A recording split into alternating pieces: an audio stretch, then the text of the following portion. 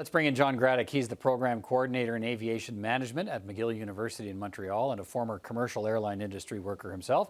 Mr. Gradek, thanks for speaking with me today. Good to have you with us. We've known how bad things are for the airlines during the pandemic, and the airlines have let us all know that. So how significant is this rescue package for Air Canada?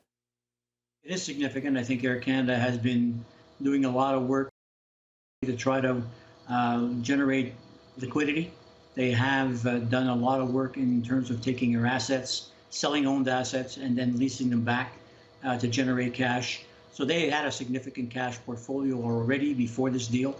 And I think that Air Canada basically is looking at this additional liquidity as a way for them to stop this fire sale and to maintain enough cash to be able to catch up to the need for an efficient air service when travel does return. Okay, Air Canada and other airlines had been vocally opposed to the notion of giving the government an equity stake as part of any rescue package, but that's what's happened here. So what do you think changed?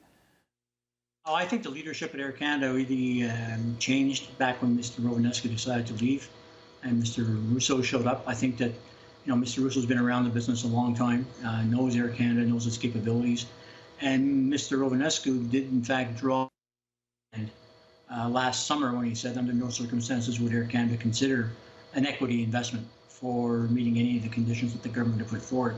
So, with a change in leadership, a new transport minister and Mr. Sabia picking up the portfolio, I think that we saw a very, very different mindset at Air Canada. Can you give us some insight, if you can, into the government's approach on this? I mean, why did it deal with Air Canada on its own instead of putting together a package for the whole industry, or is it just too complicated to deal with the carriers as one big group? Yeah, it's complicated. I think that Air Canada being the proverbial 900-pound gorilla on this one.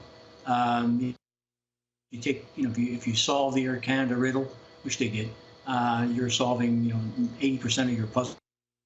The other carriers that are involved are a bit more difficult.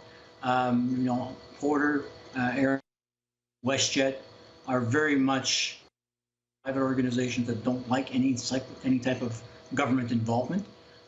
So it's going to be a little difficult to negotiate an equity participation.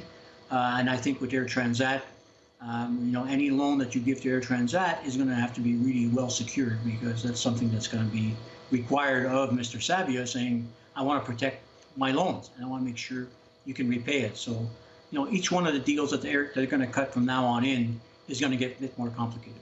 How big of a piece is the refund requirement? We heard all about that as a must-have for the federal government during these negotiations. I mean, essentially, Air Canada has been holding these customer payments for a year now, and as I understand it, they're going to access effectively the loans they're getting from the federal government to pay back the payments to refund Canadians. Have you seen that before? Is that a normal kind of thing? That's whether that's explicitly in any of the other financing arrangements that you've seen in other carriers around the world. It never was that explicit as the way that Transport Canada and the ministers made it. I think most of the other carriers around the world knew that in order for them to get any money, they have to, clear the decks when it comes to refunds. Air Canada was very much a stickler on this one. They used the Canadian Transportation Agency oil in this one, and basically said the CTA says it's okay for us to issue vouchers instead of cash refunds. We'll do that. We'll issue those vouchers. So that's what's happening now.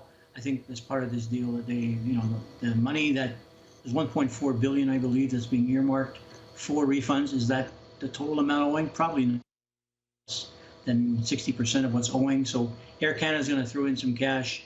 Federal government's going to throw in some cash, and that should solve the refund issue. Yeah, I think we lost it for a second there. I think the total amount owing, is somewhere around 2.3 billion. And and incidentally, Air Canada announced that any Canadians who believe they have a refund coming from the airline can go online now, starting today, and make that claim.